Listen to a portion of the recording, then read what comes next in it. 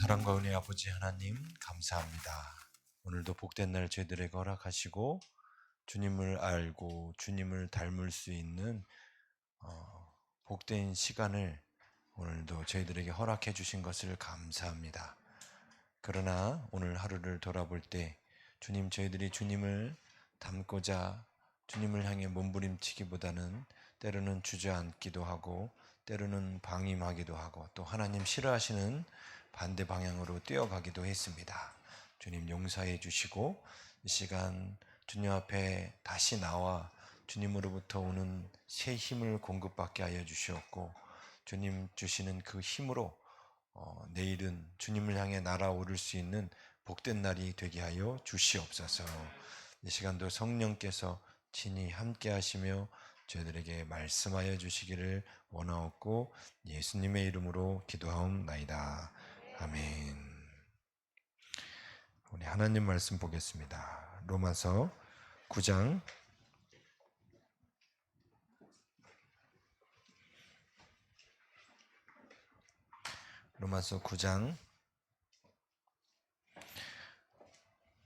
14절부터 18절만 보겠습니다. 14절에서 18절.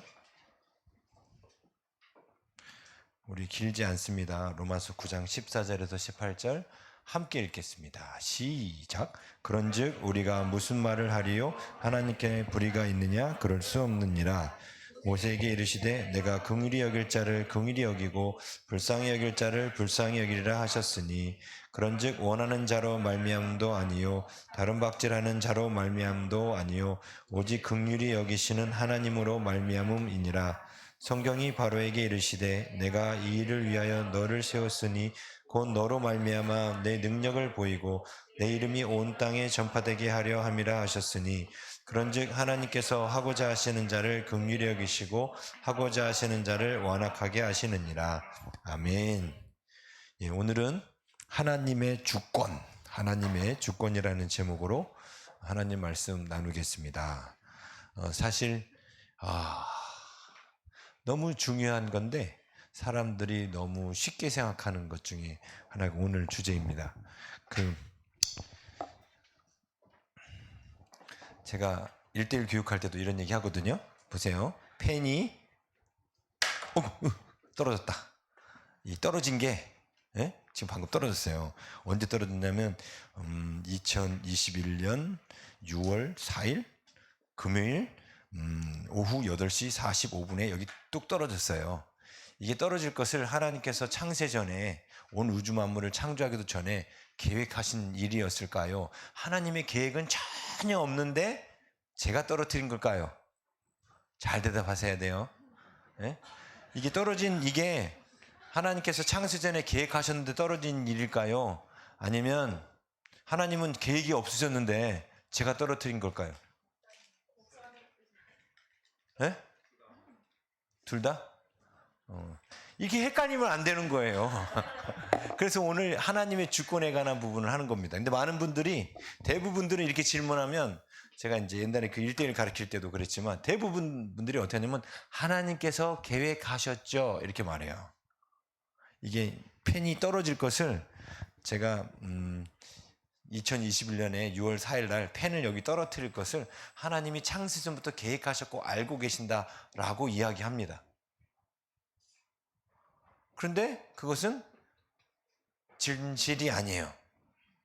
그럼 또 이렇게 또 반박하죠. 하나님 그것도 모르셨어요? 에? 아니 그렇게 하나님이 전지하시다고 모든 걸 다 아신다고 하시는 분이 아니 제가 2021년에 펜 떨어뜨릴 걸 모르실 수 있는 거예요? 그럼 하나님이 하나님 아니지요. 그러니까 이렇게 반박하면서 진짜로 하나님께서 온 우주 만물을 창조하기 전에 우리가 행동할 모든 것들을 결정해 놓으셨다라는 그 생각이 사람들 안에 의외로 많습니다. 지금 오늘은 있었잖아요. 하나님이 결정해 놓으셨다도 사실 이 자리에 있었고요. 1:1 안 들으신 분은 그렇게 생각하거든요. 그다음에 두 번째는 어떤 분이냐면 결정해 놓으신 것도 같고 결정 안 하신 것도 같고 이게 또 있고요. 확실하게 그거는 하나님이 결정해 놓으신 일이 아니다. 이렇게 말씀하신 분도 있고요. 근데 하나님이 결정해 놓으신 일이 아닙니다. 근데 왜 많은 사람들이 이렇게 여러분이 오늘 이 자리에 나온 거는 하나님이 계획하신 일일까요? 여러분의 선택일까요? 네? 네, 이제는 제대로 대답하시네요. 여러분의 선택이에요. 여러분이 지금 이 자리에 나온 게 하나님께서 창세전에 계획하셔서 이 자리에 나온 건 아니에요. 근데 사람들이 이런 하나님의 주권에 대한 오해를 하고 있다는 거예요. 너무나 많은 오해. 그래서 성경으로 이게 정립이 안 되면 아주 큰 문제가 발생하는데, 그게 왜 문제가 발생하냐면, 심지어 우리 개신교 장로교를 만들게 된 교리의 근간을 이루는 칼빈, 프랑스 말로는 깔뱅, 이 깔뱅 아저씨도 사실 그런 생각을 가졌어요. 어떤 생각? 지금 제가 이 자리에 서 있는 것은 하나님이 창세전에 계획하셔서 제가 이 자리에 서 있는 겁니다. 그래서 깔뱅 아저씨도 어떻게 얘기했냐면, 아담이 선악을 알게 하는 나무의 실과를 따먹게 된 것은 하나님께서 이미 창세전부터 알고 계셨고 따먹도록 계획하셔서 따먹은 거다라고 깔병 아저씨도 그렇게 얘기를 했어요. 네? 사실 칼뱅이라는 분이 우리 기독교 이렇게 프로테스탄트의 아주 중요한 신학적 밑작업을 하신 분인데, 그분도 그렇게 가르치셨다니까요. 제가 지금 칼뱅을 까고 있는 거죠? 네. 그분도 잘못 생각하셨어요. 근데 왜 그런 일들이 일어났냐면, 이제 몇 가지 원인이 있습니다. 왜 사람들이 하나님의 주권과 하나님의 섭리에 대해서 오해를 했냐면, 오해하게 된 이유 중에 하나가, 첫 번째는 잘못된 신관, 하나님에 대한 신에 대한 잘못된 관점. 두 번째가 잘못된 시간관이에요. 이 두 가지 때문에 하나님의 섭리와 주권을 오해하게 된 겁니다.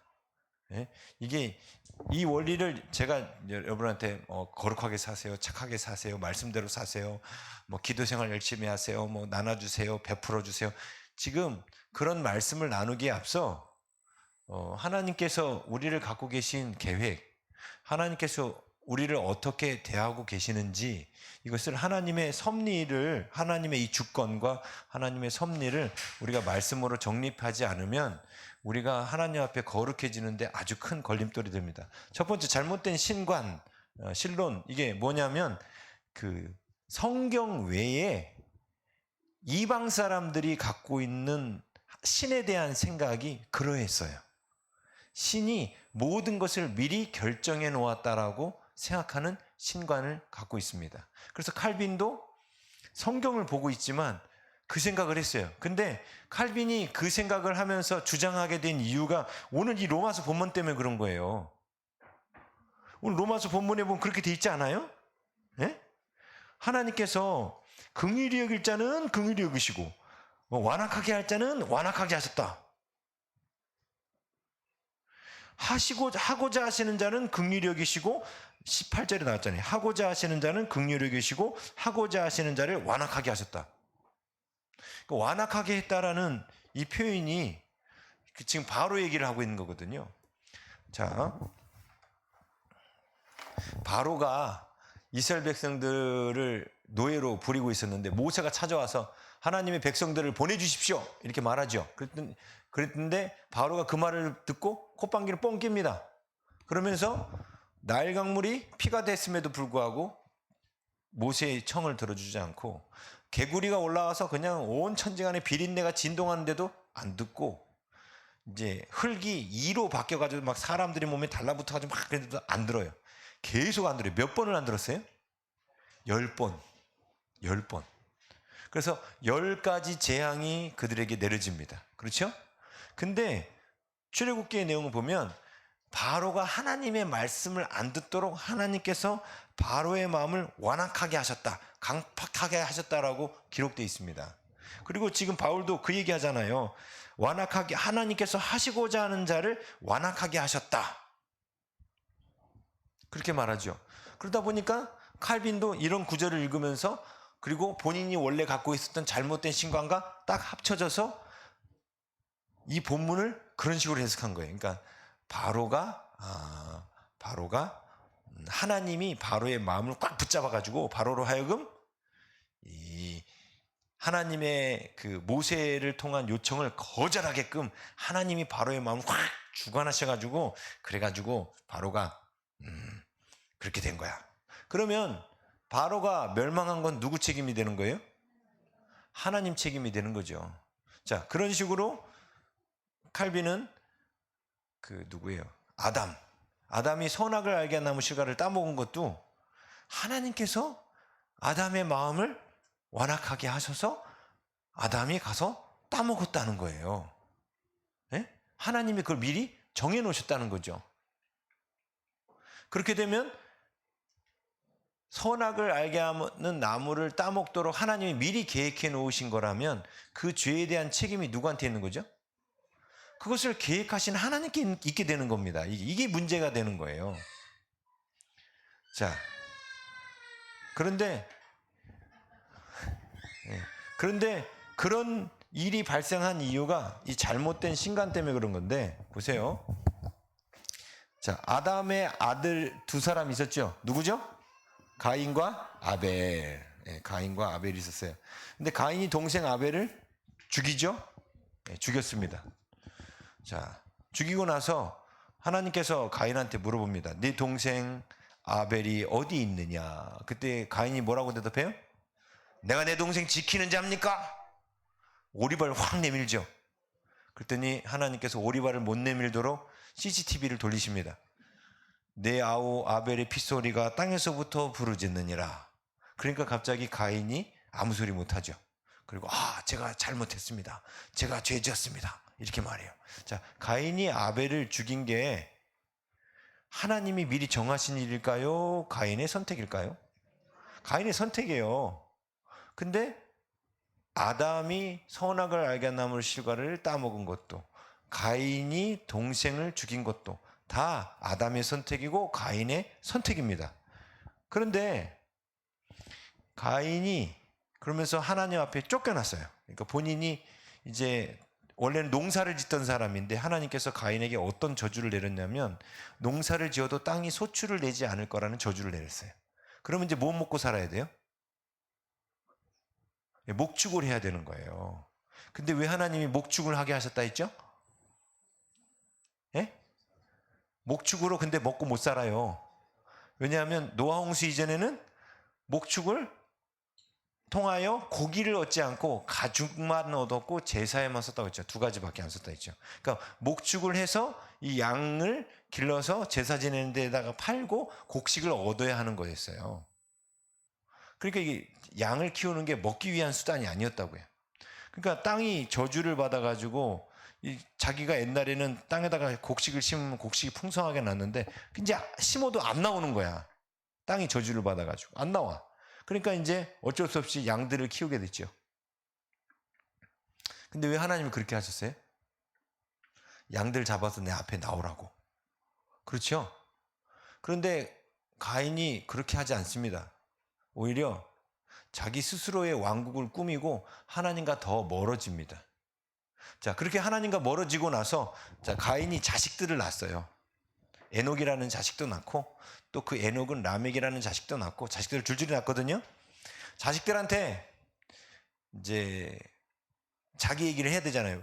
왜? 아버지는 씨를 뿌리면 곡식이 안 나요. 딴 사람들은 곡식이 나는데 이렇게 말했겠죠. 질문하지 않았겠습니까? 그렇죠? 그때 가인이 뭐라 그랬을까요? 내가 죄인이다. 내가 내 동생을 죽인 그 대가로 곡식이 아무리 씨를 뿌려도 잘 안 나는 거야. 이렇게 말했을까요? 여러분이 죄 짓고 나면 여러분들 보통 어떻게 행동하세요? 숨기거나 남 탓하지요. 네. 그래서 가인 입장에서 남 탓하는 방법은 뭐예요? 아주 간단해요. 하나님이 나를 죄 짓도록 만들어 놔가지고 내가 동생 아벨을 죽인 거거든. 근데 그 책임을 또 나한테 물으시더라고. 하나님 못된 분이야. 하나님이 창세전에 나를 그렇게 죄 짓도록 만들어 놓으셨거든? 하면서 가인을 통해서 신화가 만들어집니다. 가인 계열을 통해서. 그래서 가인 계열을 통해서 나온 신화들의 특징은 세상에 성경 외에 있는 이 세상 모든 신화는 특징이 인간이 더러운 재료로 만들어져서 죄를 지을 수밖에 없는 존재라고 가르쳐요. 그러니까 인간 육신이 아주 더러운 존재야. 근데 이 속 안에 있는 영은 아주 깨끗해. 예? 육신은 아주 더러운데 영은 아주 깨끗해. 근데 이 육신이, 이 더러운 신이 우리를 더러운 육신, 흙으로 만들어가지고 내 영이 아무리 착하게 살려고 해도 신이 더러운 육신을 만들어놔가지고 우리가 죄를 지을 수밖에 없어. 이렇게 말하면서 죄에 대한 책임을 누구에게 돌려요?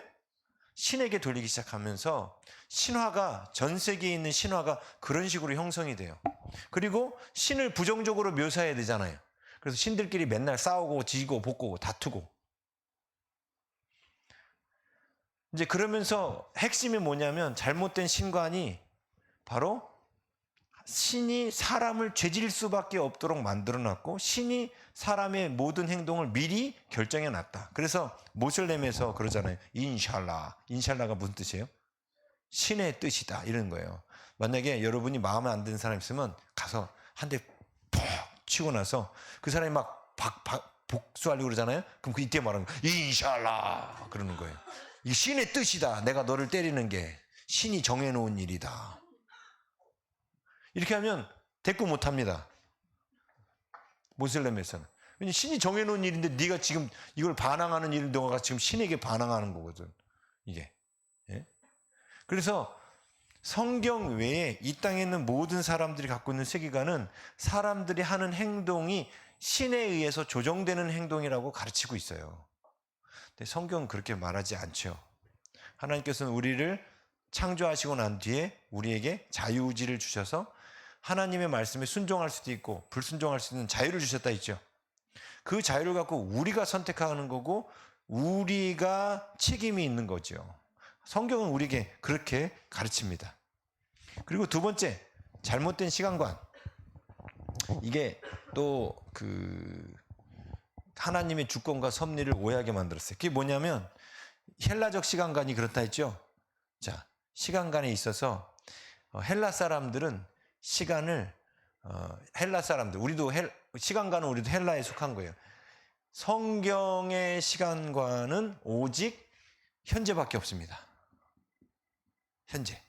구약 성경 자체가, 우리가 들고 있는 구약 성경 자체가 과거, 현재, 미래라는 시제 자체를 쓰지 않아요. 히브리어 원문은 과거, 현재, 미래라는 시제 자체가 없습니다. 그런데 지금 우리가 보고 있는 구약 성경을 보면 과거 시제가 나오고 미래 시제가 나와요. 그거는 번역을 하면서 학자들이 추측해서 시제를 집어넣은 거예요. 원래 히브리 사람들은 과거 시제, 미래 시제 이런 게 없고 모든 게 다 현재 시제로 써요. 그러니까 내일 내가 밥을 먹고 있을 것이다. 우리는 있을 것이다 이렇게 말하죠. 이걸 현재 시제로 말하면 뭐예요? 내가 현재 밥을 먹고 있다? 아니면 내가 밥을 먹는다. 뭐 이런 거겠죠. 밥을 먹는다. 밥을 먹고 있는 중이다. 뭐 이런 거죠. 근데 이거를 이제 히브리식으로 굳이 표현하면 내일 나는 밥을 먹고 있는 중이다. 이렇게 쓰는 거예요. 근데 내일이라는 단어 때문에 우리는 번역할 때 내일 나는 밥을 먹고 있을 것이다로 이렇게 해석한 거죠. 근데 히브리어는 과거도 어저께 밥을 먹고 있는 중이다 이렇게 써있다는 거예요. 이런 식으로. 그러니까 과거, 현재, 미래 시제가 아예 없어요. 그런데 우리가 쓰는 언어나 헬라 사람들이 쓰는 언어는 과거, 현재, 미래라는 시제가 있습니다. 근데 이게 어떤 역할을 하냐면 이 세 가지 시제를 가진 사람들의 특징이 뭐라 했어요? 자, 이 사람의 현재와 미래를 과거, 현재, 미래를 쓰는 사람은 항상 시간의 기준이 과거가 돼요. 과거. 그래서 우리나라 사람들도 그렇죠. 내가 태어난 사주팔자, 태어난 날이 나의 현재와 나의 미래를 좌우하죠. 그렇지 않아요? 그래서 배를 갈라서라도 좋은 날 태어나야 된다고 배까지 가르잖아요. 예? 그리고 서양 사람들도 태어난 별자리 갖고 전보죠. 태어난 별자리가 오늘을 결정해. 그래서 지금 신문, 스포츠 신문이나, 요즘에 스포츠 신문 있나? 아무튼 거기도 보면은 오늘의 운세 해가지고 각 띠별로 오늘의 운세 나오죠.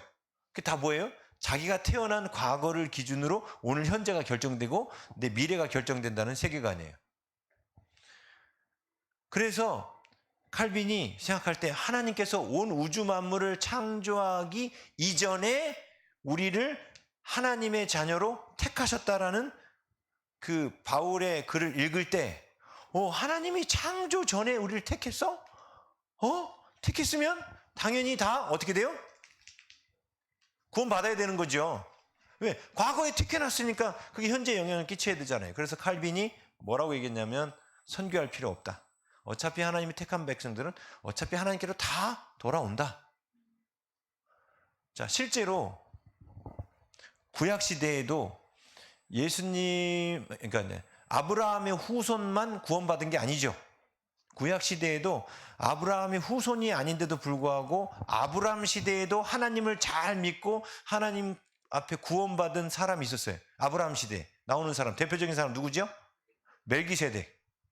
멜기세덱은 오히려 아브라함이 11조를 갖다 바칠 만큼 아브라함보다 믿음이 더 뛰어난 사람이었습니다. 근데 아브라함 계열이 아니잖아요. 그죠? 또 누가 나오죠? 예, 야곱 시대의 욥. 욥도 야곱 시대 사람이에요. 그러니까 아브라함의 후손이 아닙니다. 근데도 불구하고 그가 하나님의 구원받은 자지요. 자, 이런 식으로 생각해보니까 하나님이 창세전에 택함받은 사람들은 다 구원받았네. 그래서 제가 여러분들이 가끔씩 이순신 장군 구원받았나요? 세종대왕 구원받았나요? 이렇게 질문하면 제가 말씀드리죠. 모른다. 구원받았을 수도 있다. 왜죠? 왜? 성경에 보면 더듬어 하나님을 찾도록 하나님이 자연 만물 가운데 하나님을 알 수 있도록 길을 넣어놓으셨다 하거든요. 그래서 그런 사례가 세계 선교 역사에 많이 있습니다. 옛날 잉카 문명 가운데도 잉카의 어떤 왕은 그 이전에 왕들이 섬기지 않던 우상을 태양신을 버리고 형상을 만들지 않는 하늘의 신을 섬겼어요.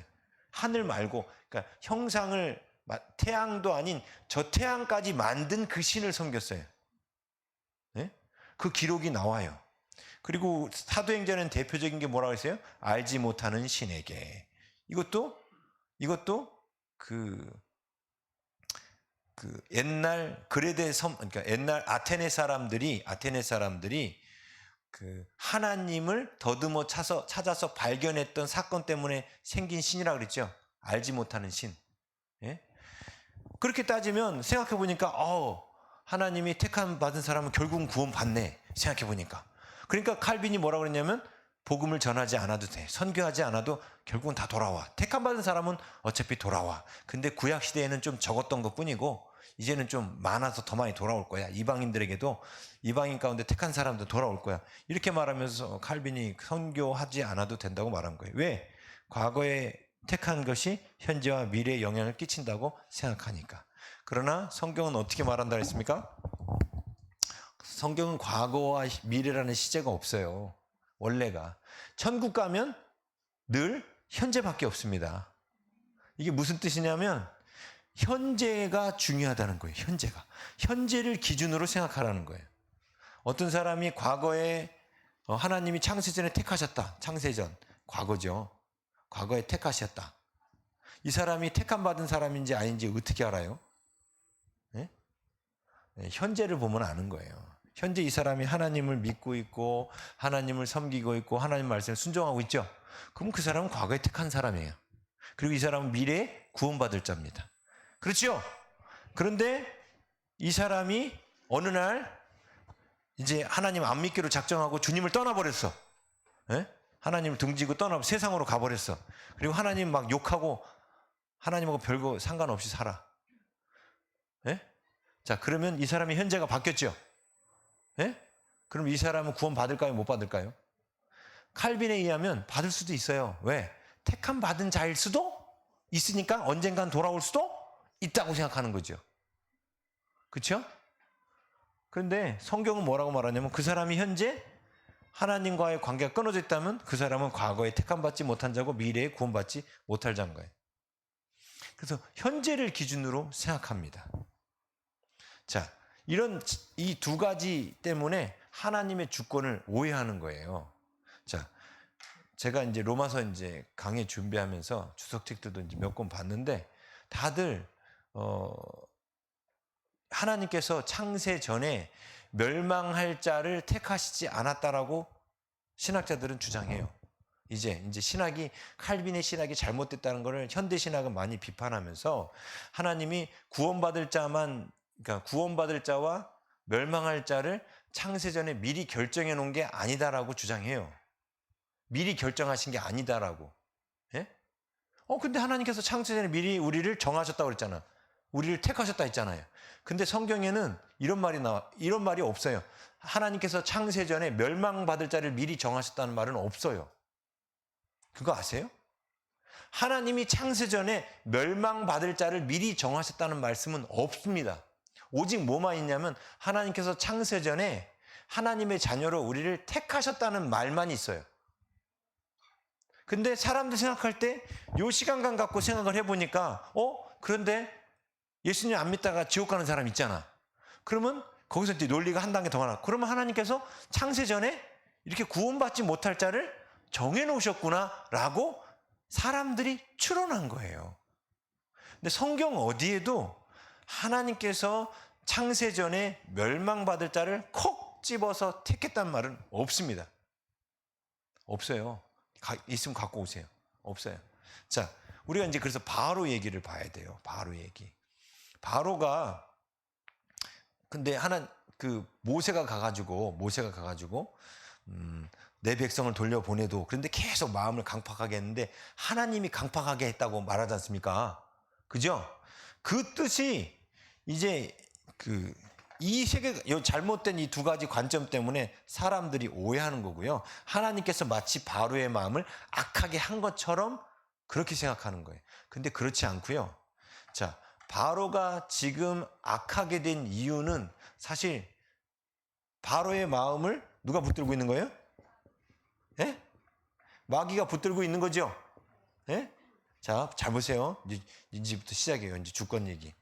바로가 하나님의 말씀, 모세가 가가지고 내 백성을 보내라고 너 하나님 말씀에 순종해서 이스라엘 백성들을 내보내야 돼. 라는 하나님의 말씀을 거부했죠. 근데 이 하나님의 말씀을 거부한 것은 바로의 선택이지 하나님의 조종이 아니라는 거예요. 네? 하나님이 조종하신 게 아니라는 거예요. 왜냐? 바로는 지금 누구 밑에 있어요? 마귀의 밑에 있어서 누구의 종이죠? 마귀의 종이에요. 그래서 마귀가 바로에게 시키는 대로 바로는 마귀에게 꾀임에 빠져서 바로는 마귀가 원하는 것을 선택하고 있는 거예요. 근데 최초로 사람 가운데 마귀가 지배하도록 일이 벌어진 일이 아담의 범죄죠. 근데 아담이 범죄할 때 마귀가 아담을 꼬셨죠. 유혹합니다. 그렇죠? 그런데 이때 아담이 마귀를 물리칠 힘이 있었나요? 없었나요? 있었어요.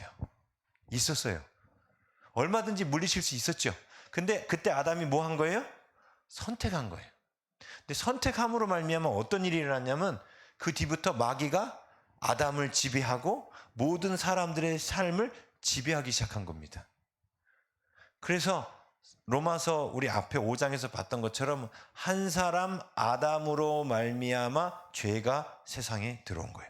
그래서 바로는 그 아담이 바로의 한참 선조 할아버지죠. 그죠? 그 할아버지 선조의 죄 때문에 마귀의 종노릇 하고 있었던 겁니다. 그래서 마귀의 종노릇 하고 있었기 때문에 바로는 하나님이 말씀하셔도 안 듣는 거예요. 마귀의 종노릇 하고 있기 때문에. 하나님은 우리에게 대하실 때, 자, 하나님은 아담에게 자유의지라는 걸 주셨어요. 이게 뭐냐면 아담이 순종할 수도 있고 거절할 수도 있는 자유의지를 주신 거예요. 그런데 요놈의 마귀 이 새끼라고 해도 되겠죠? 이 마귀 새끼는 사람에게 자유를 주지 않습니다. 자유의지를 주지 않고요. 종으로 지가 원하는 대로 시켜요. 그리고 인간이 그거를 거부하지 못하도록 우리를 조종하는 게 마귀입니다. 그래서 이거 간단하게 우리 삶에서 현실에서 보면 여러분 귀신 들린 사람이 가끔씩 정신이 돌아올 때가 있어요. 근데 이제 정신이 나가버리면 아무리 말해도 소용이 없죠. 그 정신이 가끔씩 돌아왔을 때 이 사람이 뭐라 하는 줄 아세요? 나 좀 도와주세요 그래요. 쉽게 말하면 자기도 자기를 컨트롤할 수 없다는 거예요. 그래서 나 좀 도와주세요 그래요. 귀신이 장악해버리니까 내가 이 마귀한테 더 이상 시달림 받고 싶지 않은데 뭐 간단하게 생각해 볼까요? 가위 눌리는 거. 여러분 가위 눌릴 때 눌리고 싶어요? 나 가위 눌리기 싫어. 가위 눌리기 싫다고. 근다고 이거 가위 안 누르나요? 마귀들이 와서 누르지요. 그러니까 지들 멋대로 한다는 거 아니에요, 마귀는. 근데 성령의 역사는 그렇지 않아요. 오늘날도 하나님께서 여러분에게 어떤 성령의 그 임재로 뭔가를 이렇게 해주시려고 하는 거예요. 만약에 여러분들한테 갑자기 방언을 못하던 분이 방언을 하게 되면 막 혀가 막 돌아가잖아요. 근데 어라 이게 뭐야? 에이 안 돼. 그럼 멈춰버려요.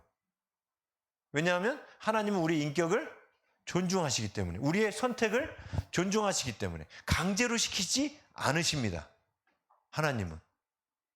자, 그래서 타락한 바로는 하나님이 말씀하셔도 마귀에게 종노릇 하고 있기 때문에 마귀가 시키는 대로 사는 거예요. 그런데 자, 이 지금 성경 안에서 바울이 말하는 긍휼을 베풀었다는 게 뭔가? 긍휼을 베푸는 사람이 있는데 긍휼을 베풀었다는 게 뭐냐면 잘 보세요. 이 마귀가 바로한테 달라붙은 이 이유가 하나님 때문입니까? 바로 할아버지 때문에 그렇습니까? 제 말 이해 안 가세요? 바로 할아버지 아담 바로 할아버지 아까 제가 얘기했잖아요. 아담. 자, 이 마귀가 달라붙은 게 하나님 때문에 달라붙은 거예요? 바로 할아버지 아담 때문에 달라붙은 거예요? 아담 때문에 달라붙은 거예요. 그렇죠? 아담이 선택한 거에 대한 결과로 그 모든 후손들에게 마귀가 달라붙어서 괴롭히게 된 겁니다. 자, 뭐 또 더 쉽게 생각해 볼까요? 여러분 집이 찢어지게 가난해요. 근데 여러분이 찢어지게 가난한 집에 태어났어요. 여러분이 가난한 이유가 여러분이 못생겼기 때문에 지금 가난한 겁니까? 왜 가난한 거예요? 찢어지게 가난한 부모 밑에 태어났기 때문에 가난한 거예요. 그렇죠? 찢어지게 가난한 부모 밑에 태어났으니까 가난한 거죠. 내가 선택한 게 아니잖아요. 지금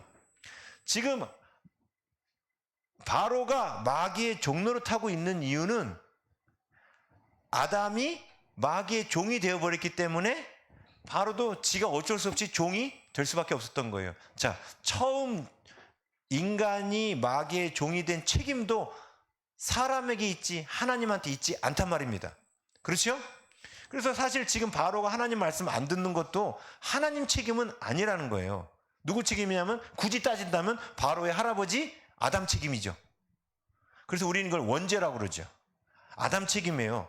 근데 지금 바울이 로마서에서 말하는 하나님이 베푸시는 긍휼은 이게 뭐냐면 하나님이 만약에 바로를 구원하고 싶으신 거예요. 그러면 어떻게 하시면 될까요? 바로의 마음을 휙 바꿔가지고 바로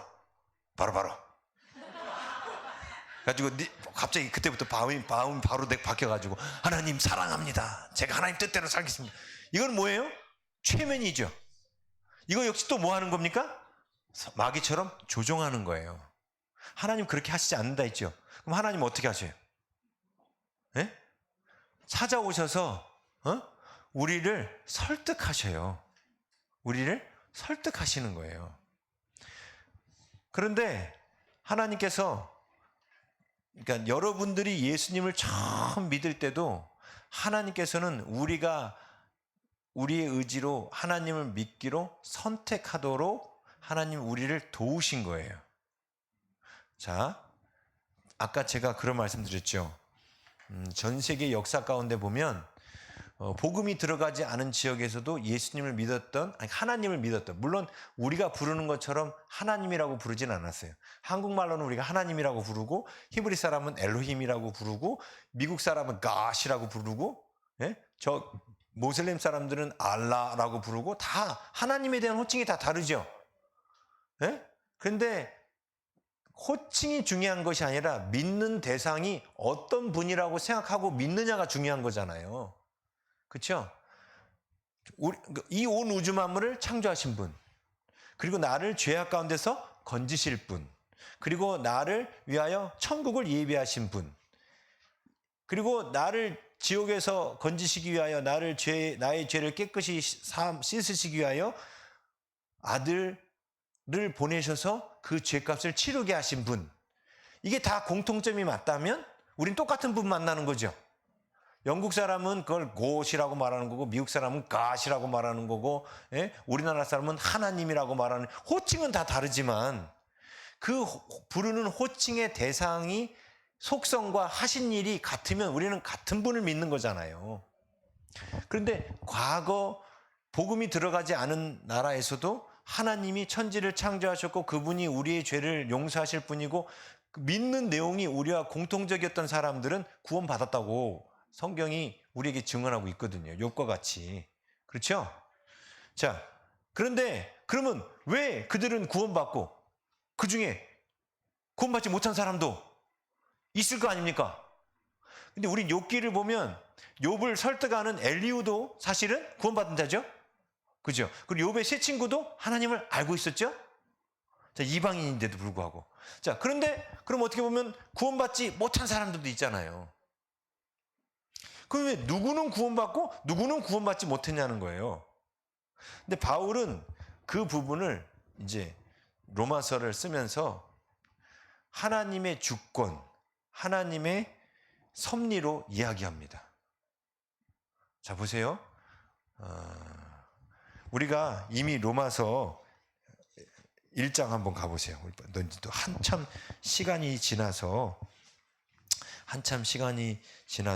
이제 까먹으셨을 텐데 로마서 1장 할 때 말씀드렸던 거예요. 1장 19절 20절 보세요. 이는 하나님을 알만한 것이 그들 속에 보임이라. 하나님께서 이를 그들에게 보이셨느니라. 창세로부터 그에 보이지 아니하는 것들 곧 그의 영원하신 능력과 신성이 그가 만드신 만물에 분명히 보여 알려졌나니 그러므로 그들이 핑계하지 못할지니라. 아멘. 이게 뭔 뜻이냐면 복음이 들어가지 않은 시대에도 자연 만물 속에 하나님을 알만한 것들을 넣어놓으셨기 때문에 그들이 나는 하나님께 복음 받은 적 없는데요? 라고 말할 수가 없다는 겁니다. 자, 보세요. 자, 하나님께서 바로는 완악하게 하셨다라는 그 뜻은 바로가 마귀에게 종노릇하는 이 상태를, 이 상태에 대해서 하나님께서 특별하게 뭔가 섭리하지 않았다는 뜻이에요. 특별하게. 그러니까 바로의 마음을 강팍하게 하셨다는 것이 결과론적인 거예요. 그러니까 뭔 얘기냐면, 자, 바로가, 그러니까 하나님께서 이런 거죠. 하나님이 바로에게 구원의 기회를 주셨을까요? 안 주셨을까요? 주셨어요. 로마서 1장의 말씀대로라면 그렇죠. 만물 가운데 하나님을 알 만한 것들이 있다고. 그렇죠? 그럼 바로도 그거를 봤을 텐데 바로가 거부한 거죠. 그냥 자신의 눈에 보이는 그 신들을 섬기고 자신을 신격화하면서 살았던 거죠. 그런데 그 바로가 정신 똑바로 차리라고 하나님은 바로에게 또 기회를 줬어요. 그게 뭐죠? 10가지 재앙이에요. 10가지 재앙이 진행되는 동안 10가지, 자, 나일강물이 피가 된 것부터 시작해서 나일강물, 개구리, 이, 파리, 독종, 우박, 이 모든 10가지 재앙에 등장한 그 소품들이 애굽에 있는 10가지 신들이라고 그랬죠. 나일강도 여신이고 그들은 이도 섬겼어요. 신으로. 왜 이를 신으로 섬겼고 파리도 신으로 섬겼어요. 왜 파리를 신으로 섬겼는지 아세요? 해피지 말라고. 이한테도 나 좀 가렵게 하지 말라고. 그러니까 뭔가 인간에게 독이 되는 것들은 다 이 10가지 외에도 신들이 많았습니다. 애굽에. 그런데 그러니까 내가 지금 바로의 몸에 이가 없는 거예요. 그럼 이 신이 나를 긍휼히 여겨준 거예요. 예? 근데 지금 모세를 통해서 와가지고 막 이적과 기적을 행하면서 자기가 믿었던 모든 신들이 자기를 등 돌리고 배반한 거예요. 예? 자, 그럼 하나님께서 지금 바로에게 어떤 일을 하시는 거예요? 너가 의지하던 것은 헛된 것이야. 지금 이스라엘 가운데 역사하시는 하나님을 믿도록 하나님이 노크하신 거예요.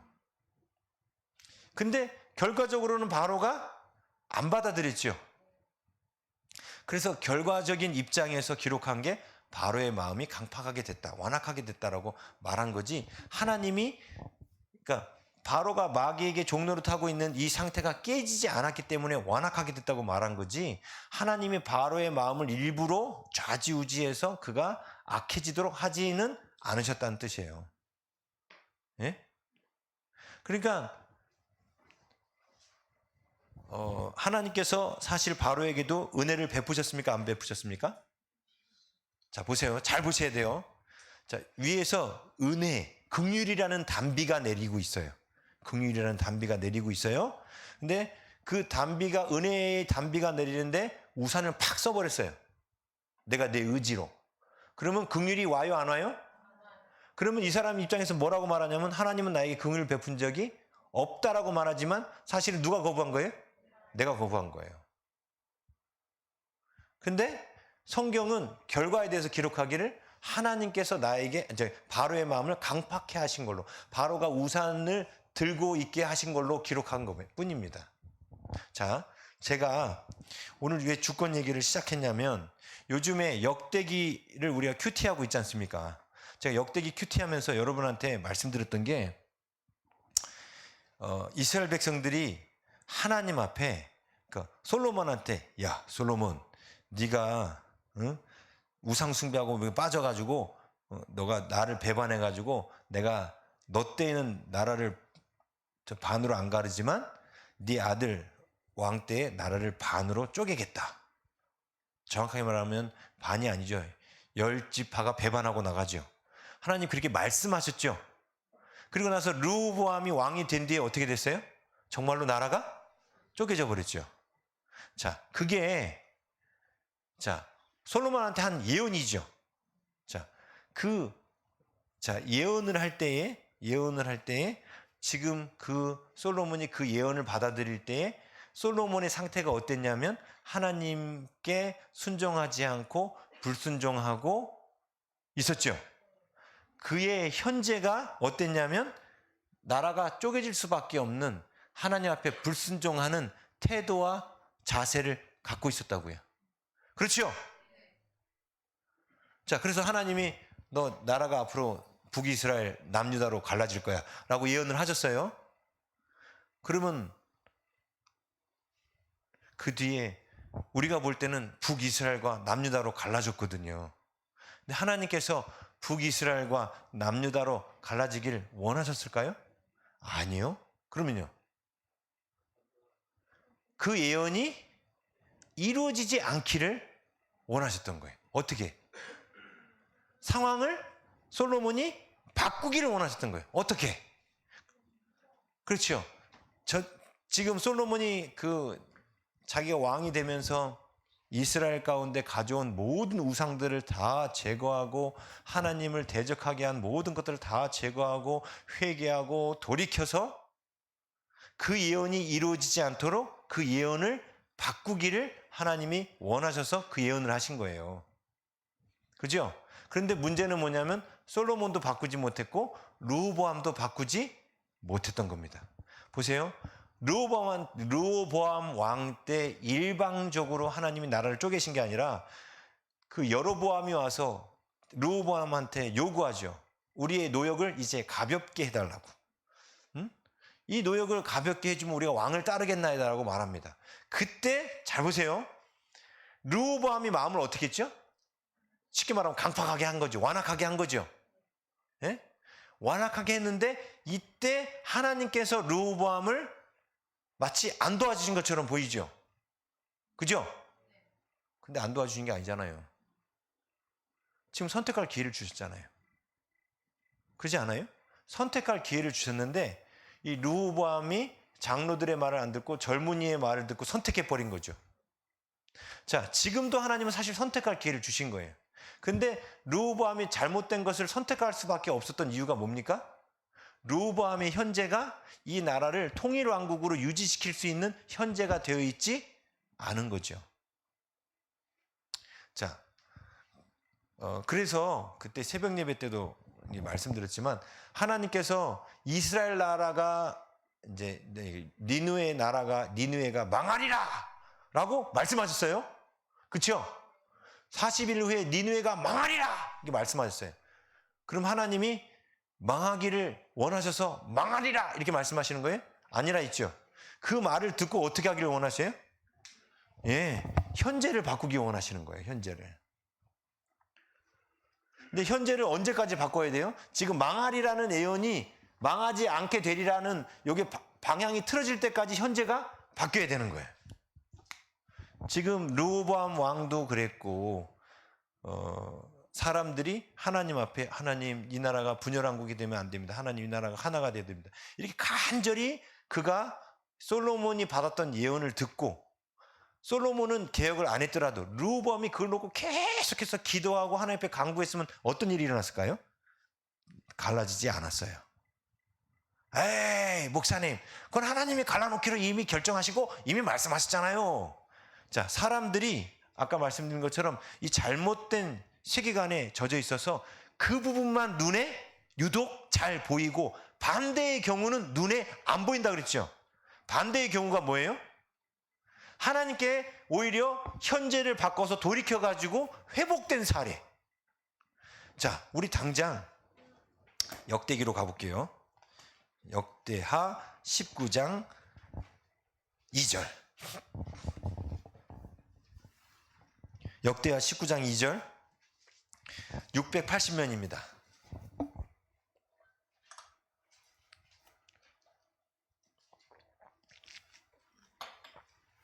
찾으셨죠?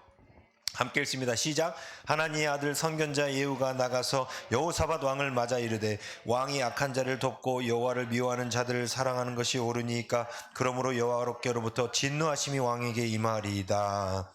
지금 하나님께서 여호사밧 왕이 북이스라엘의 아합 왕 악한 왕하고 함께 손잡은 것 때문에 하나님이 되게 화가 나셨죠.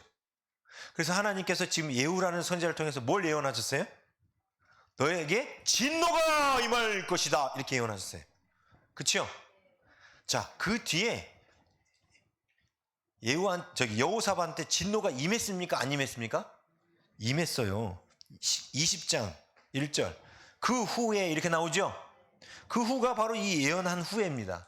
어떤 일이 일어나요? 모압, 암몬, 그 다음에 마온 사람들이 세 나라가 연합을 해서 쳐들어옵니다. 그래서 여호사밧이 있는 이 유다 나라가 망하게 생긴 거예요. 근데 보세요. 그 사이에 자, 에우라는 선지자를 통해서 책망받았죠? 책망받고 난 이후에 19장 4절에서 여호사밧이 예루살렘에서 살더니 다시 나가서 브엘세바에서부터 에브라임까지 산지까지 민간에 두루다니며 그들의 조상들의 하나님 여호와께로 돌아오게 하고, 다시 말하면 그가 하나님께로 돌아와서 마음을 다해 하나님을 찾고 섬기죠. 그죠? 그리고 막상 진노가 왔어요. 3개국이 쳐들어왔습니다. 진노가 왔죠. 이때도 어떻게 해요? 백성들한테 금식하라고 공포하고 온 백성을 소집해가지고 함께 기도하죠. 그랬더니 하나님께서 누구를 통하여?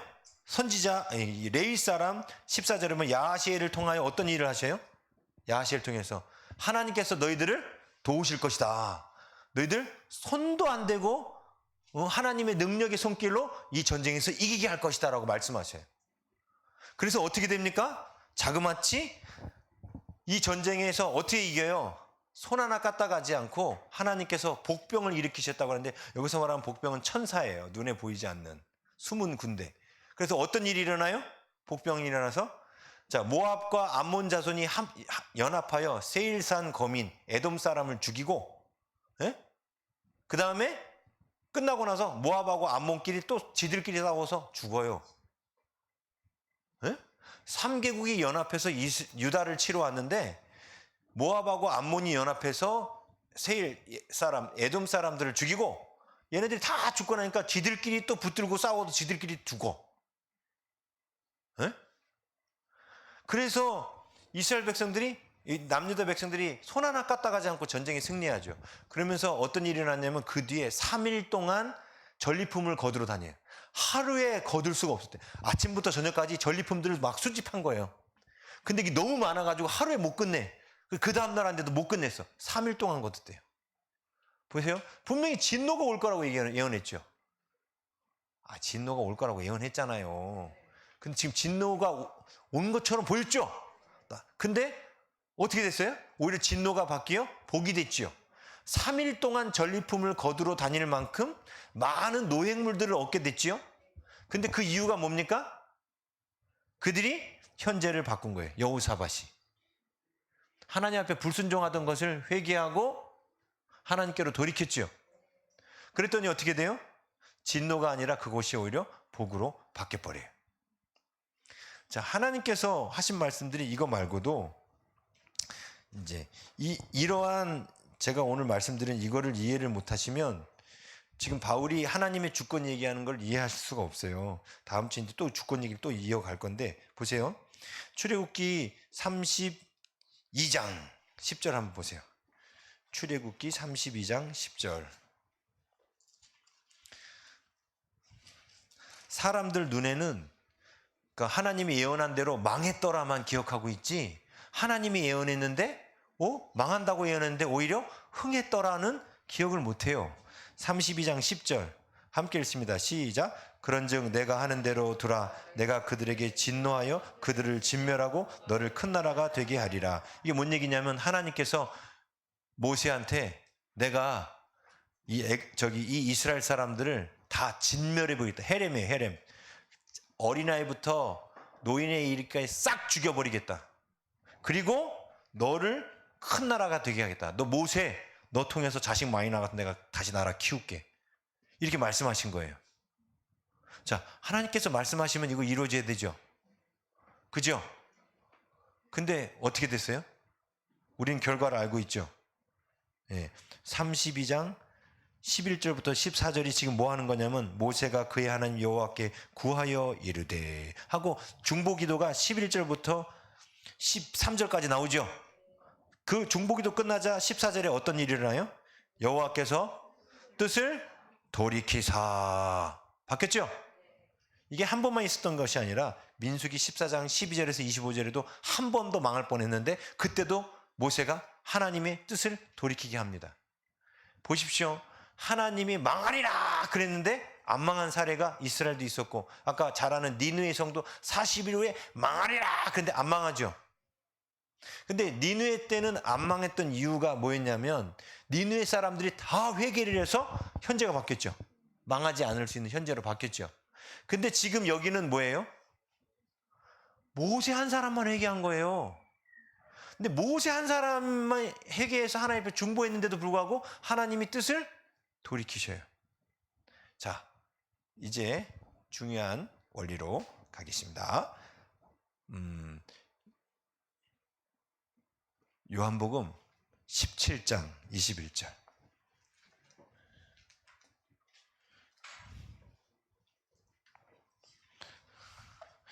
지금까지는 어려우세요? 안 어렵죠? 네. 마귀가 놀라운 것은 아까 제가 처음 서두에 말씀드린 것처럼 숙명론적 세계관을 집어넣어서 하나님이 하시기로 한 것은 무조건 다 이루어진다라고 거짓을 넣어놨어요. 네? 그래서 우리의 모든 행동을 하나님이 다 결정해놨고 인간은 결코 하나님의 뜻을 거스를 수 없다라고 잘못된 거짓을 넣어놨어요.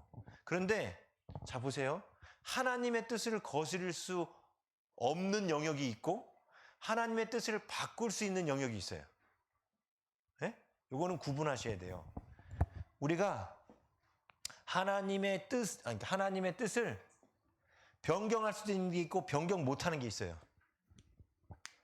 이 변경 못하는 영역은 이건 하나님이 정해놓으신 거라서 우리가 못 바꾸는 영역이 있어요. 그게 뭐냐면 이 땅에 예수님이 다시 오시는 거. 이거 우리가 못 바꿉니다. 그리고 또 뭐가 있을까요? 하나님이 저를 천국 보내시는 거. 못 바꾸셔요. 못 바꾸셔요. 제가 끝까지 주님 붙들고 있는 한 주님은 그 계획 못 바꾸셔요. 제가 하나님께 순종하는 한 하나님 그 계획 절대로 못 바꾸셔요. 그건 하나님이 하신 약속이니까. 근데 하나님이 변경하시는 것들이 주로 뭘 변경하실 것 같아요? 진노를 내리려고 했다가 진노를 돌이켜서 용서하시고 사랑하시는 것 쪽으로 가는 것은 잘 바꾸세요. 북이스라엘이 갈라지는 거 원래 하나님이 원하지 않았겠죠. 정말 솔로몬이었든 르호보암이었든 하나님 앞에 전심으로 구하고 회개하고 나라를 돌이켰으면 안 갈라졌습니다. 왜? 그건 하나님께서 원하시는 바니까. 그렇죠? 니느웨도 하나님이 그들이 회개하고 돌아오기를 원하셨죠. 그래서 요나서 끝부분에 이런 얘기 나와요. 요나가 니느웨가 멸망하지 않은 것 때문에 열받았죠. 40일 후에 니느웨가 망하리라. 그런데 망하지 않았잖아요. 망하는가 안 망하는가 니느웨 성이 내려다 보이는 산에 올라가지고 이렇게 쳐다보고 망하겠지 안 망한 거야. 근데 내려다 보니까 더웠잖아요. 그래서 하나님께서 박농쿨을 하게 해서 막 이렇게 이게 그늘을 지게 했었단 말입니다. 근데 이게 안 망한 거야. 어이? 이게 어찌된 일이야? 그러다가 갑자기 박농쿨이 싹 말라 비틀어진 거예요. 하나님 앞에 막 불평합니다. 왜 니네 성을 안 망하게 하시는 거냐고요? 그리고 이 박농쿨은 왜 이렇게 하시는 건데요? 막 이렇게 얘기하죠. 그때 하나님 뭐라고 하시냐면 너 이 박농쿨 하나 말라 비틀어지는 것도 화나고 싫지? 근데 하물며 앞뒤를 분간하지 못하는 자가 저 니느웨 성에 얼마나 많느냐? 근데 그들이 하나님 앞에 돌이켜서 망하지 않는 것을 내가 기뻐하지 아니겠느냐? 이런 얘기 하시죠? 네. 하나님이 기뻐하시는 쪽으로는 하나님이 이스라엘 백성들을 모세만 남겨두고 싹 멸하는 걸 기뻐하시겠어요? 아니죠. 하나님은 이스라엘 백성이 살아나기를 기뻐하시는 거예요. 그런 계획, 그런 거는 하나님이 얼마든지 계획을 변경해 주신다는 거예요. 그래서 잘 보세요. 가룟 유다. 자, 가룟 유다가 만약에 회개하고 예수님께 와서 잘못했습니다, 예수님 하고 회개했다면 지옥 갔을까요? 천국 갔을까요? 천국 갔어요. 그런데 결국은 그가 회개를 안 하니까 어떻게 됐는가? 구약에 나온 예언들 가운데 메시아를 배반한 자가 멸망할 거라는 예언이 가룟 유다한테 적용된 거예요. 사실은 유다만 배반한 게 아니죠. 정확하게 말하면 10명의 제자도 배반했어요. 요한 빼놓고. 요한만 십자가 밑에까지 따라갔지 나머지 10명의 제자들은 다 예수님 등지고 도망쳤습니다. 그렇죠? 그들은 가룟 유다처럼 자살할 용기조차 없어가지고 그러고 있었던 것뿐이에요. 그들도 도망쳤기는 마찬가지잖아요. 그죠? 근데 그들한테는 회개의 기회가 주어진 거예요. 하나님은 멸망하는 걸 우리가 원치 않으셔요. 가룟 유다조차도 회개했다면 하나님은 돌아오게 하셨습니다. 근데 많은 사람이 숙명론적 세계 안에서 아니에요. 하나님께서 가룟 유다는 이미 구약부터 그는 예수님을 배반하여 멸망할 거라고 예언하셨습니다. 근데 그게요, 가룟 유다가 아니라 베드로가 될 수도 있었어요. 그 예언이 베드로가 만약에 목매달아 죽고 내가 누가복음에 보면은 예수님 회당에서 잡혀가지고 사내들인 공의에서 신문 받을 때 나 저분 몰라요. 저런 나쁜 하고 예수님 막 저주까지 했잖아요. 3번이나 부인하면서. 그게 마음에 찔려가지고 막 펑펑 울었잖아요. 펑펑 운 게 그 다음에 연결돼서 목매달아 자살했더라가 되면 구약에 나온 예수님의 제자 중, 그러니까 메시아의 제자 중에 하나가 메시아를 배반하여 망할 것이다가 누구한테 적용되는 거예요? 그땐 베드로한테 적용되는 거예요. 유다는 돌아와가지고 비록 은 30냥에 팔았지만 그가 돌아와서 회개했더라로 끝나는 거예요. 근데 많은 사람들은 자꾸 제가 이 얘기를 왜 하느냐 또 하고 또 하는 이유. 여러분이 죄악 가운데 넘어지고 엉덩방아 찍고 나 왜 이러지 하고 막 난 도저히 구제불능이야 라고 생각할 때, 일어나지 못할 때 자꾸 마귀가 뭐라고 말하냐면 넌 결코 용서받을 수 없어. 왜? 성경이 돌이킬 수 없다고 했잖아 라고 생각해서 마귀에게 속는다는 거예요. 여러분들이 여러분들의 마음의 중심을 하나님은 아시거든요. 우리 중심. 그래서 우리가 하나님 앞에 진심으로 돌이키기만 한다면, 현재만 바뀌면 우리들은 언제든지 하나님께로 되돌아갈 수 있다는 겁니다. 네? 하나님은 그런 거는 얼마든지 내가 너에게 촛대를 옮기리라 이 말씀하셨어요. 근데 이 말씀을 듣고 막 진실로 회개를 했습니다. 그럼 어떻게 해요? 하나님이? 촛대 안 옮기셔요. 진심으로 회개하면. 근데 주님이 촛대 옮기신다 했으니까 옮기시겠지. 어쩔 수 없지. 받아들여야지. 그러면 옮기시는 거예요. 하나님이 옮기시려고 그 얘기하신 거예요? 왜 그런 얘기하신 거예요? 옮겨지지 않게 하려고 지금 그 얘기하신 거죠. 그렇죠? 근데 그 사람이 현재가 바뀌어지지 않으면 어떻게 돼요? 옮겨지는 거예요. 예? 그러면 옮겨지는 겁니다. 그래서 우리의 현재가 바뀌어야 돼요. 자, 그런데 우리가 우리의 현재도 바꾸지만 더 놀라운 것은 지금 죄악 가운데 빠져서 주님께로 돌아오지 못하는, 자기가 선택해서 이제 예수님 등지고 세상으로 나간 사람이 있을 수 있겠죠. 요한복음 17장부터 찾지 말고요. 17장을 접어두시고 마태복음 18장부터 볼게요. 마태복음 18장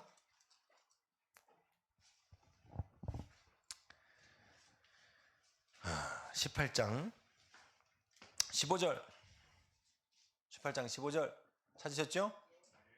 내 형제가 죄를 범하거든 가서 너와 그 사람과만 상대하여 뭐하라? 권고하라. 어떤 사람이 죄를 지었어요. 그럼 가서 그 사람을 권고하라는 거예요. 만일 들으면, 그게 무슨 뜻이에요? 그 사람이 회개하면 네가 네 형제를 얻은 것이요. 그렇죠? 하나님 돌이키기를 원하시죠? 그런데 16절 만일 듣지 않거든 한두 사람을 데리고 가서 두세 증인의 입으로 말마다 확증하게 하라. 그래서 들으면 좋은 거죠. 근데 안 들으면 17절 만일 그들의 말도 듣지 않거든 교회의 말하고 교회의 말도 듣지 않거든 어떻게 하라? 이방인과 세리와 같이 여겨라. 이게 뭐예요? 하나님의 백성 중에서 끊쳐지리라 이 뜻이에요. 이러면 이 사람은 이제 더 이상 자기 힘으로는 돌아올 수가 없습니다. 구원은 취소될 수 있다 그랬죠. 하나님은 취소하지 않아요. 그런데 내가 발로 뻥 차버릴 수 있어요. 로마서 8장 우리가 볼 때도 누가 우리를 하나님의 사랑에서 끊으리요 하고 막 여러 가지 리스트 있었죠. 천사도 끊을 수 없고 죽음도 끊을 수 없고 다 없죠. 다 나오죠. 근데 거기 딱 한 가지만 안 나오는 게 있어요. 나는 끊을 수 있어요. 내가 하나님의 사랑을 거절할 수 있어요. 거기 그건 없어요. 너의 의지도 하나님의 사랑을 끊을 수 없느니라. 이거 없어요. 그런 표현이. 외부적인 요인들은 나와 하나님 사랑을 끊을 수가 없는데 딱 하나 끊을 수 있는 게 나의 선택입니다. 아담도 자신의 선택으로 에덴을 잃었던 것처럼 우리도 하나님의 언약 백성이 되어 에덴이라는 에덴 동산 안에 들어왔더라도 나의 선택으로 말미암아 에덴을 다시 잃어버릴 수도 있는 겁니다. 그런데 지금 어떤 일이 벌어졌냐? 마태복음 18장에 있는 이 사람은 하나님의 언약 백성이었다가 지금 아담처럼 선악을 알게 나무를 따먹고 이제 이방인과 세리와 같이 하나님의 언약 공동체를 출교당한 거예요. 떠난 거예요. 그렇죠? 근데 이렇게 출교당한 이 사람은 성경에 절대로 스스로 돌이켜서 못 온대요. 그러니까 이 사람이 하나님께로 돌아가고자 하는 마음이 스스로는 절대로 생길 수 없다고 말합니다. 왜 그렇죠? 히브리서 말씀은 그가 다시 예수님을 십자가에 못 박아 현저히 욕을 보였음이라 이렇게 말해요. 하나님의 그 예수님의 십자가의 은혜를 깨닫고 돌아왔는데 스스로 발로 뻥 차고 나가버렸다는 거야. 그 십자가의 은혜를 헛되게 여기고. 그래서 이 사람은 결코 하나님께로 돌아올 수 없다고 말하고, 심지어 요한은 요한 1세에서 그 사람에 대하여는 기도조차 하지 말라고 그래요. 구원받을 수 없으니까. 예? 구원받을 수 없으니까 기도조차 하지 말라고 그래요. 그런데 마태복음엔 아주 의미심장한 이야기를 기록해놨어요. 자, 18장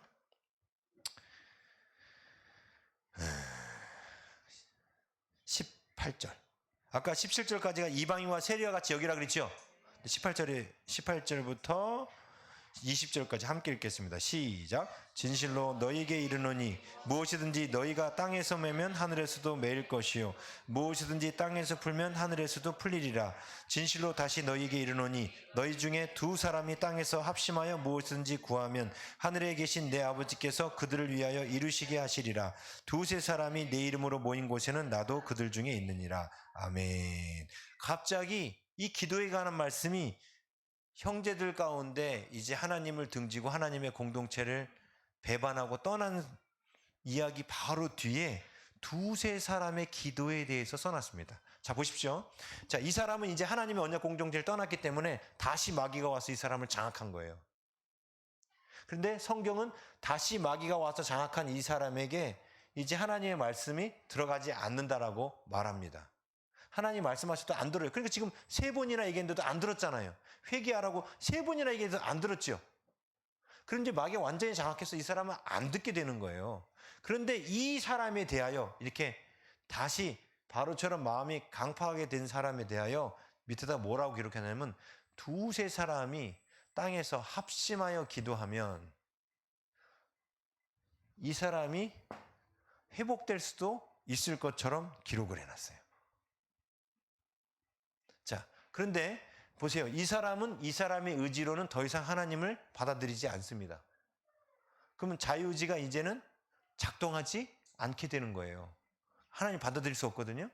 그런데 왜 여기서 이 사람들이 기도하면 하나님에 가서 이 사람을 바꿀 수도 있다는 뜻이죠. 그러면 여기서 무슨 문제가 발생하냐면 그럼 하나님이 인간의 마음을 좌지우지해서 또 돌아오게 하시네? 이렇게 생각할 수 있죠. 그렇죠? 아니 이 사람은 원하지도 않는데 이제 이 공동체를 떠난 이 사람은 원하지도 않는데 하나님께서 이 사람의 마음을 싹 바꿔서 마치 너희가 땅에서 매면 하늘에서도 맬 것이요 땅에서 풀면 하늘에서 풀리리라 하면서 이 사람이 돌아올 수도 있을 것처럼 이야기를 해놨단 말입니다. 자, 이게 왜 그런가? 자, 요한복음 17장으로 가십시오. 17장 21절. 요한복음 17장 21절 찾으셨죠?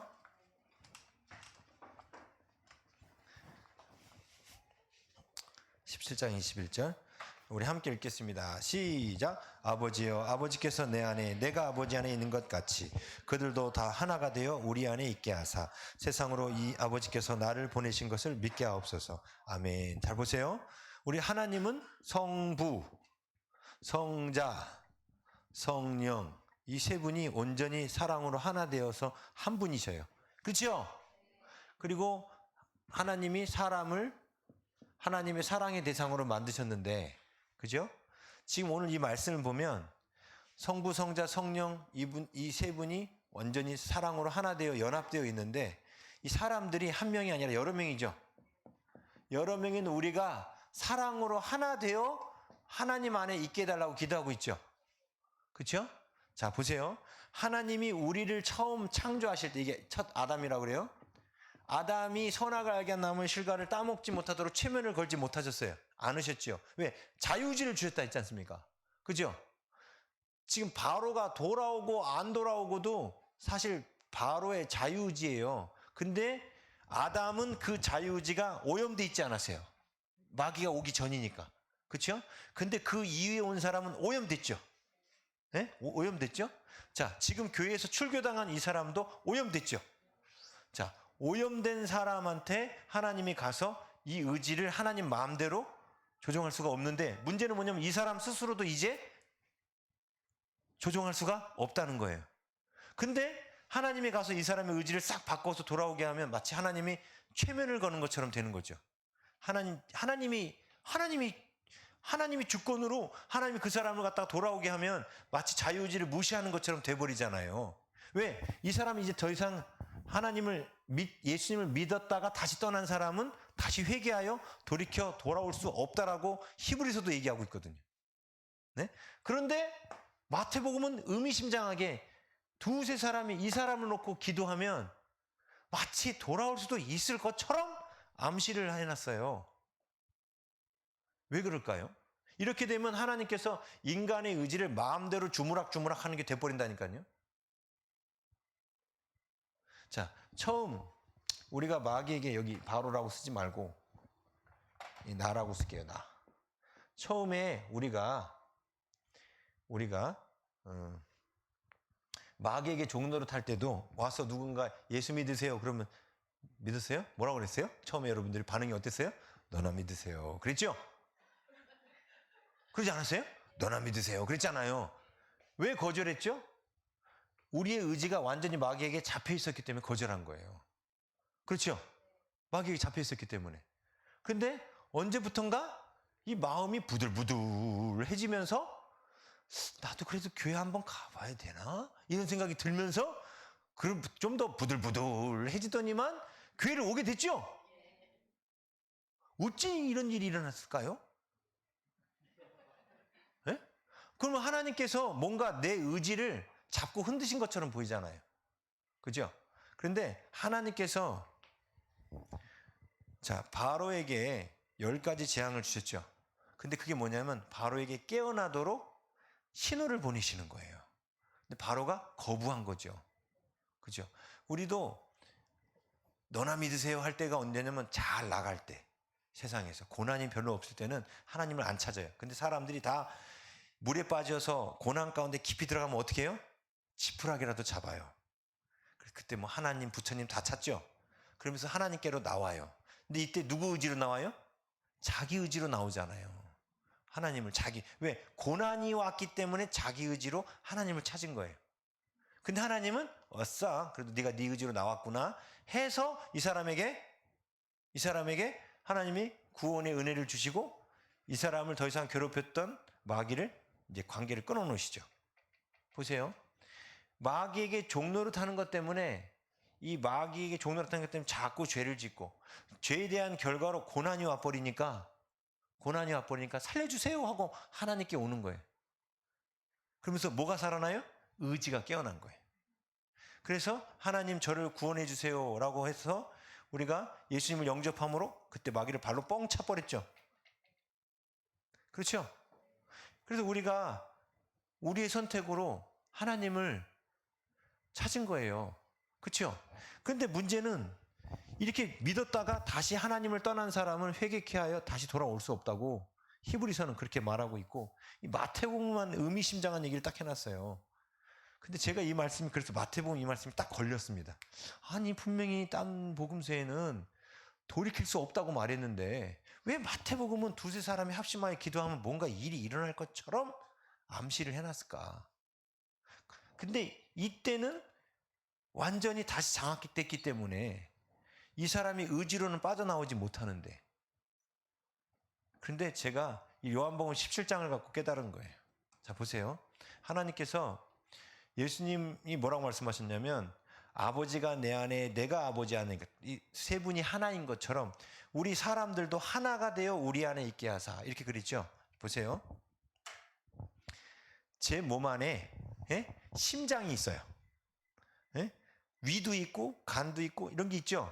자, 우리 몸 안에 그 자율신경계가 있어요. 그러니까 우리 교감신경이 있고 부교감신경이 있죠. 이제 교감신경이라는 게 뭐냐면 뭔가 위기를 만났을 때 이 위기를 모면하기 위해서 우리 몸이 반응을 하죠. 그래서 눈동이, 이 동공이 확장이 됩니다. 동공이 확장되면 더 넓게 잘 보이거든요. 그리고 도망쳐야 되잖아요. 그러면은 혈액이 근육에 많이 공급돼야만 빨리 뛸 수 있어요. 그럼 혈액이 빨리 뛰게 하려면 어떻게 돼요? 심장이 뛰어야 되는 거예요. 이게 지금 교감신경이 움직이기 시작한 거예요. 그죠? 교감신경이 그리고 오줌이 꽉 차 있으면 무거우면 안 되죠. 그래서 버려야 돼요. 그래서 어떻게 해요? 방광이 쪼여들어요. 네? 그러니까 도망치기 위한 그래서 겁 딱 먹으면 어떤 사람 그냥 그 자리에서 오줌 싸잖아요. 이 도망치기 위한 준비예요 다. 최대한 몸을 가볍게 하기 위해서. 네? 지금 교감신경이 작동한 거거든요. 근데 이제 이 교감신경이 작동할 때 우리 심장이나 이런 것들이 뇌로부터 들어온 정보를 갖고 심장이 빨리 뛰기 시작하고 눈동자는 커지고 방광은 좁혀들고 그다음에 근육에는 피가 혈류량이 더 높아지고 이렇게 막 몸이 반응하는데 우리 심장이 뇌하고 분리돼 있어서 뇌가 심장 보고 뛰어라 해서 뛰는 게 아니에요. 자율신경계라는 게 뭐냐면 심장을 여러분 심장 수술을 하기 위해서 이식 수술해서 딱 잘라가지고 꺼내놓죠. 근데 혼자 벌떡 뛰어요. 이 심장 안에 지가 스스로 판단해서 움직이는 자율신경이라는 게 있어요. 벌떡 뛰어요. 자, 근데 제가 얘한테 야, 너 이렇게 빨리 뛰어. 제 심장이 있어요, 여기. 예? 근데 갑자기 지 혼자 막 빨리 뛰기 시작했어. 제가 생각지도 않는데 지 멋대로 움직일 수도 있죠, 이렇게. 이제 트라우마라는 게 뭐냐면 지금 위험한 상황이 아님에도 불구하고 교감신경이 작동하는 거예요.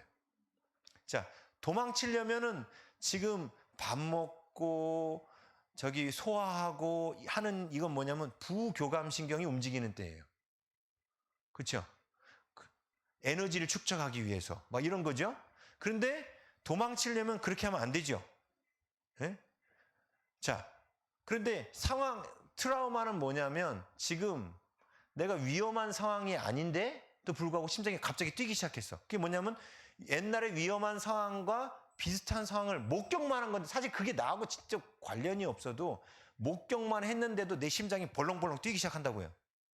지금 내가 의지로 한 게 아니죠. 지 멋대로 뛰는 거예요. 상처 때문에. 옛날에 내가 어떤 사람한테 그 두들겨 맞은 상처 때문에 누가 맞는 모습을 보니까 갑자기 내 심장이 뛰기 시작한 거예요. 이렇게. 그렇죠? 이게 내 멋대로 안 움직이죠. 네? 내 멋대로 안 움직이죠? 근데 이놈은 내 멋대로 안 움직여도 나죠. 나죠? 자, 이 얘기를 제가 왜 드렸냐면 보세요. 하나님께서 하나님의 주권과 섭리 가운데 우리에게 엄청난 걸 주셨어요. 그게 뭐냐면 하나님의 뜻을 바꿀 수 있는 거예요. 아까도 제가 여호사밧이 하나님 뜻을 바꿨다 했죠. 근데 그 중에서 모세라는 사람은 민족의 운명을 바꿔놨잖아요. 그들은 회개하지 않았는데 중보라는 걸 통해서 제가 지금 하나님의 주권과 중보에 대해서 얘기하는 거예요. 그 멸망할 이스라엘을 바꿔놨지 않습니까? 근데 왜 이게 가능한가? 왜냐하면 모세의 기도대로 그러니까 모세의 기도가 아까 지금 그 타락한 사람이 제가 우리 두세 사람이 함께 합심하여 그 타락한 사람 하나님 이 사람이 돌이키게 해주세요 막 이렇게 기도를 했어요. 그래서 그 사람이 자기의 죄를 뉘우칠 수 있게 해주세요 막 이렇게 기도했어요. 그러면 이때 하나님께서 우리의 기도를 근거로 그 사람한테 찾아가서 그 사람의 위에 있는 마귀를 쫓아내고 그 사람 안에 회개할 수 있는 마음을 부으셔요.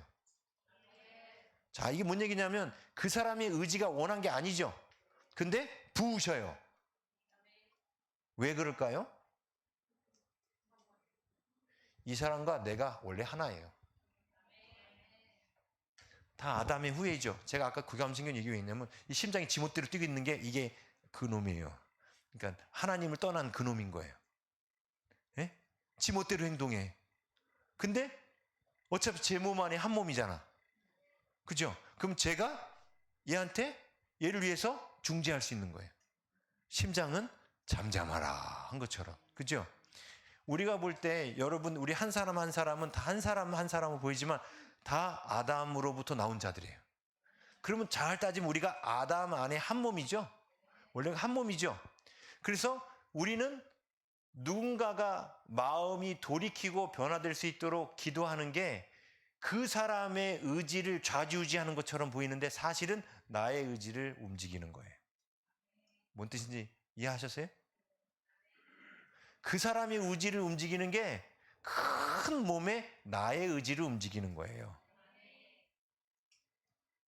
근데 하나님은 우리의 기도 없이는 와서 움직이시면 안 돼요.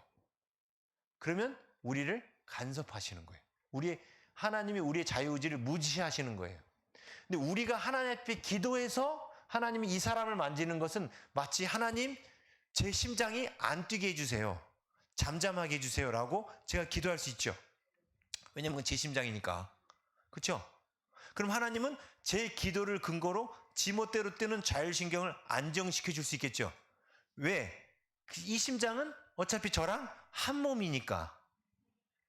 우리의 형제들이 죄악 가운데 빠져서 돌아오지 못하는데 우리가 그들을 놓고 기도할 때 하나님이 찾아가서 갑자기 그들에게 부드러운 마음을 주시고 그들에게 긍휼을 베푸시는 그 근거는, 그러니까 쉽게 말하면 최면을 거는 것 같잖아요. 악한 것이 떠나가고 좋은 마음이 드는, 하나님이 마치 우리의 의지를 조종하시는 것처럼 보이지 않습니까? 근데 이게 하나님께서 우리가 그렇게 기도하지 않으면 우리한테 그렇게 권리 주장을 하실 수가 없다는 거예요. 그러면 권리 주장을 해버리면 우리를 자유의지를 무시해버리는 게 되기 때문에. 이게 정리가 되셨는가? 네? 사실 그래서 그 사람의 의지는 그냥 쉽게 말하면 제 심장이 굳어버렸어. 뛰질 않아. 뛰질 않아. 이게 이제 그 타락한 그 사람인 거예요. 근데 이 사람하고 뛰지 않는 심장, 이 사람하고 저하고 한 몸이잖아요. 한 몸이면 제가 이 심장을 놓고 기도할 수 있죠. 하나님, 이 심장이 멈춰버렸는데 뛰게 해주세요.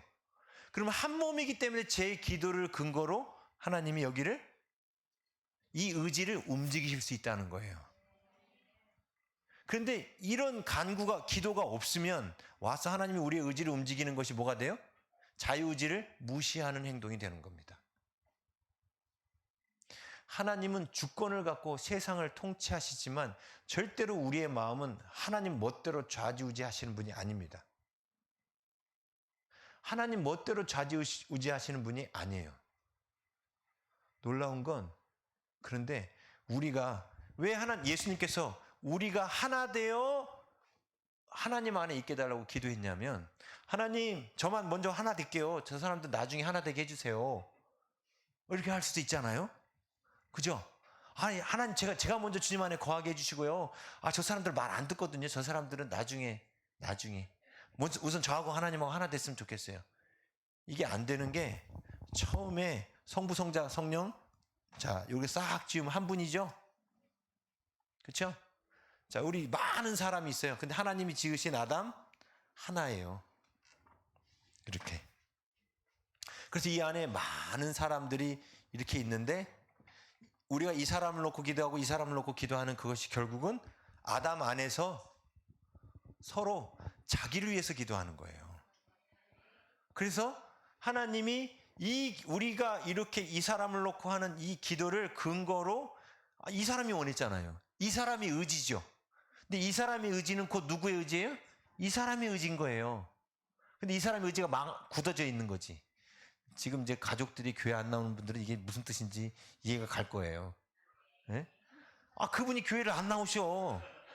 그분이 교회를 안 나오셔. 근데 그분이 의지가 바뀌어서 주님께로 나오는 게, 그분과 당신이 하나라고 믿으면, 당신이 의지를 바꿔서 하나님, 제 심장도 굳어버린 제 가족도 심장이 뛰게 해주세요. 주님 믿게 해주세요.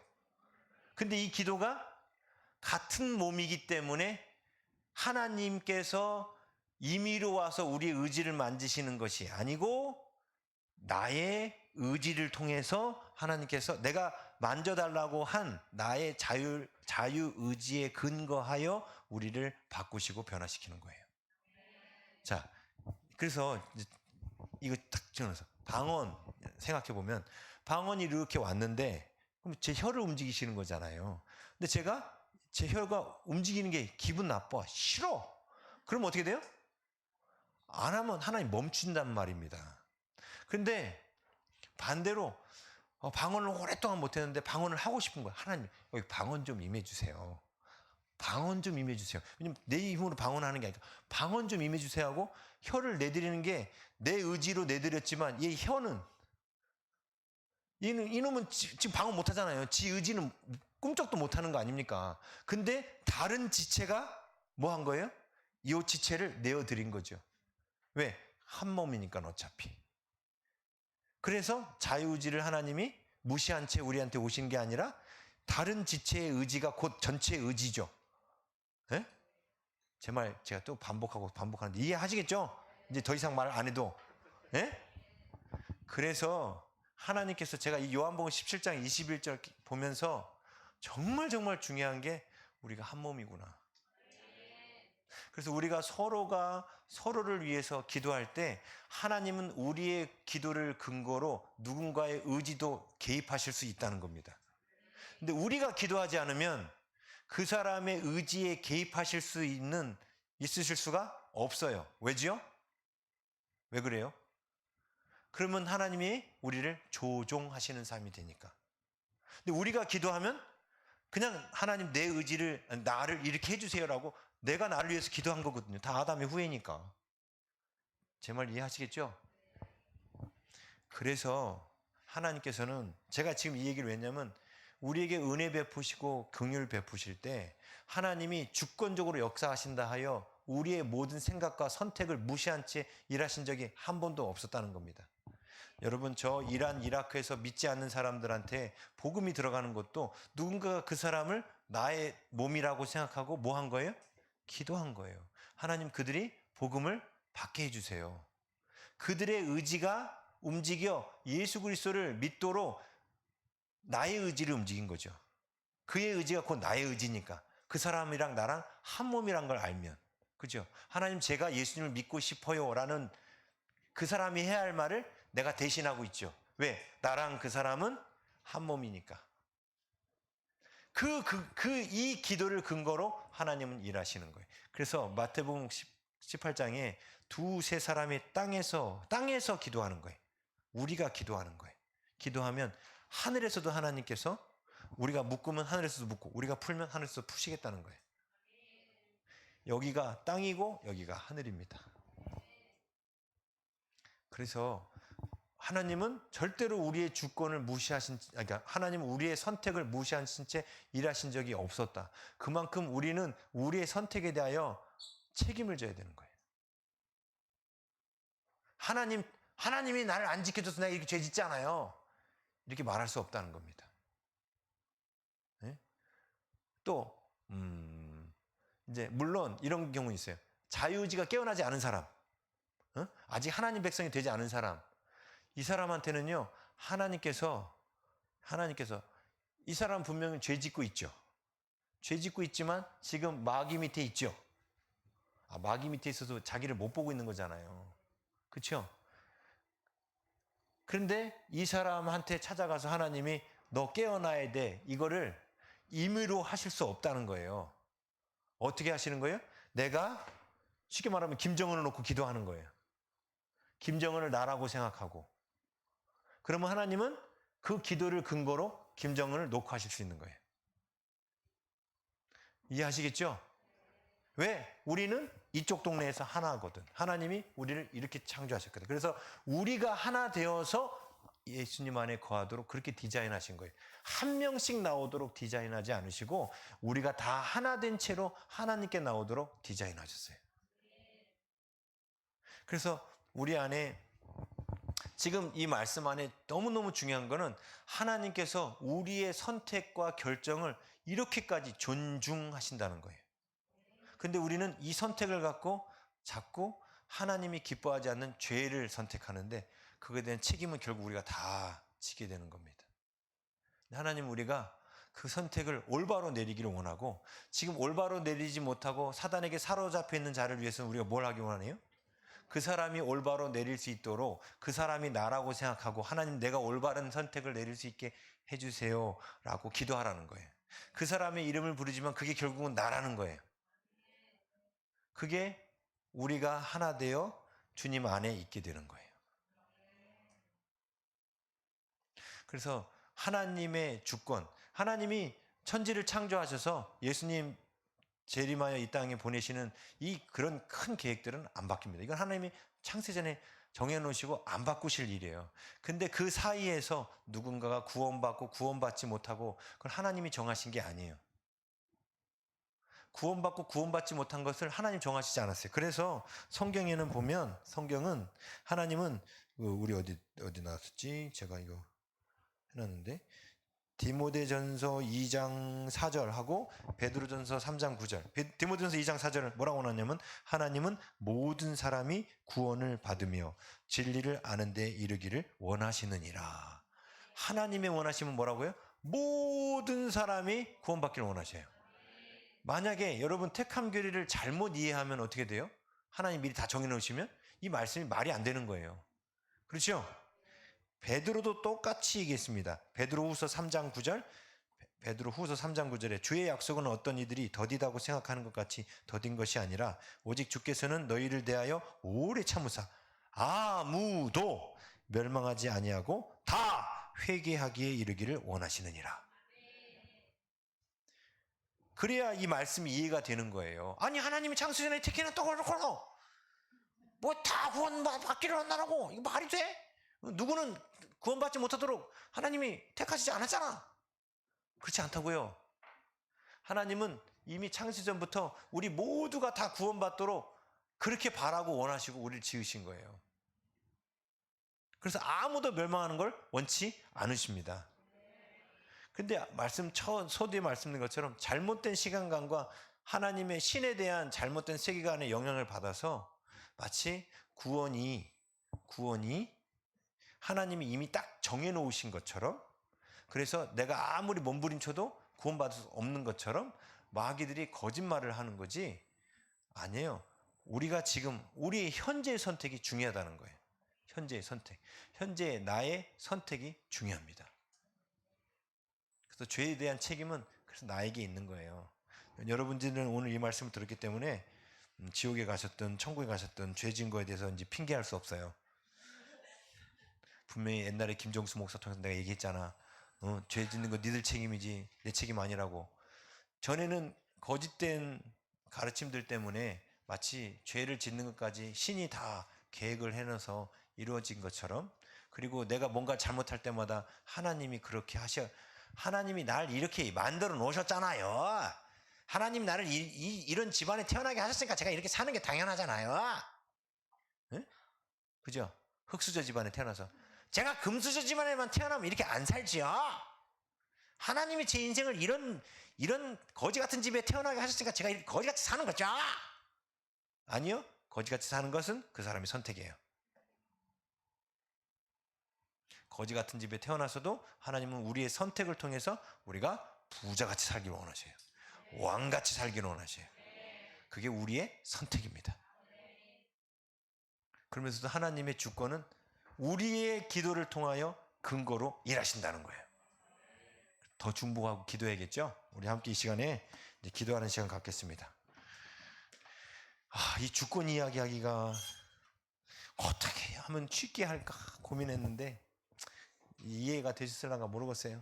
그냥 한 가지만 까먹지 마세요. 우리 책임입니다. 네? 우리 선택이고. 아셨죠? 네. 우리 시간에 이제 말씀 붙들고 기도하려고 합니다. 여러분들이 내가 가난한 집에 태어났기 때문에 또 범죄에 자주 노출되는 환경이 있었기 때문에 내가 죄를 짓는 거야. 그게 바로 죄에 대한 책임을 하나님께 하는 거예요. 내가 상처받았으니까 이렇게 죄를 짓는 거지. 그건 하나님 책임이야. 근데 그 얘기를 누가 했는 줄 아세요? 로마서를 수신하고 있는 율법주의적 유대인들이 했던 말이에요. 하나님이 이렇게 해놓으셔서 내가 이렇게밖에 살 수 없는데 그건 하나님 책임이지 그게 왜 내 책임이야? 그런 말을 했던. 그래서 그 로마서 9장을 이걸 이해를 못하시면 로마서 9장 그 뒷부분을 이해를 못하는 거예요. 그래서 제가 한 거예요. 예? 오늘 그런데 우리 인간 안에는 죄에 대한 핑계를 하나님께 대려고 하는 마음이 있고 하나님은 근데 아셔요. 어떤 사람은 300번을 엉덩방아를 찢다가 일어나야 걷는 사람이 있고 좀 힘든 환경에서 태어난 사람은 500번을 엉덩방아를 찧어야 걸을 수 있는 사람이 있는 거예요. 어떤 사람은 그보다 더 힘든 환경에서 자란 사람은 1000번을 엉덩방아를 찧어야 걸을 수 있는 거예요. 근데 하나님은 300번 만에 하나님께 순종하느냐, 500번 만에 순종하느냐, 1000번 만에 순종하느냐, 횟수를 따지지 않고요. 뭘 따지세요? 일어나려고 하느냐, 걸으려고 하느냐, 이것만 따지세요. 우리 안에 그 선택, 걸으려고 하는 우리의 선택만 우리에게 따지시는 겁니다. 그래서 우리가 거룩해지기로 선택하면 남들보다 빨리 회복 안 될 수 있어요. 더 엉덩방아 찔 수도 있고. 근데 우리가 주님을 따르기로 선택하면 그 중심 때문에 하나님 우리를 이렇게 세우신다는 겁니다. 성령을 보내셔서 우리로 하여금 하나님의 말씀대로 살 수 있도록 도우십니다. 그리고 나뿐만 아니라 이제는 또 다른 누군가를 위해서 우리가 기도해 주는 사람이 되기를 원하셔요. 그 사람도 변화되도록. 왜? 그 사람은 곧 나기 때문에. 그 사람은 곧 나예요. 저 아프리카에 있는 흑인 그 사람도 나예요. 다 아담의 후손이기 때문에. 다 내 몸입니다. 지금 몸들이 나눠져 있는 것 뿐이에요. 내 몸 안에, 제 몸 안에도 심장이 있는데 지멋대로 움직이는 것처럼 다 각각 독립해서 지멋대로 움직이고 있지만 이 모든 게 연합하여 나 하나를 이루고 있지 않습니까? 그런 거하고 똑같습니다. 그래서 우리가 오늘 두 가지 붙들고 기도했으면 합니다. 하나님, 이제 제 삶에서 주의 말씀 순종해서 더 주님께서 기뻐하시는 믿음의 길로 걷기 원합니다. 그리고 아직 주님께로 돌이키지 못한 형제들을 위해서 더 중보하고 나의 몸인 것으로 늘 생각하며 기도하는 자가 되겠습니다. 오늘 말씀 붙들고 우리 주여 한번 외치고 함께 통성으로 기도합니다. 주여!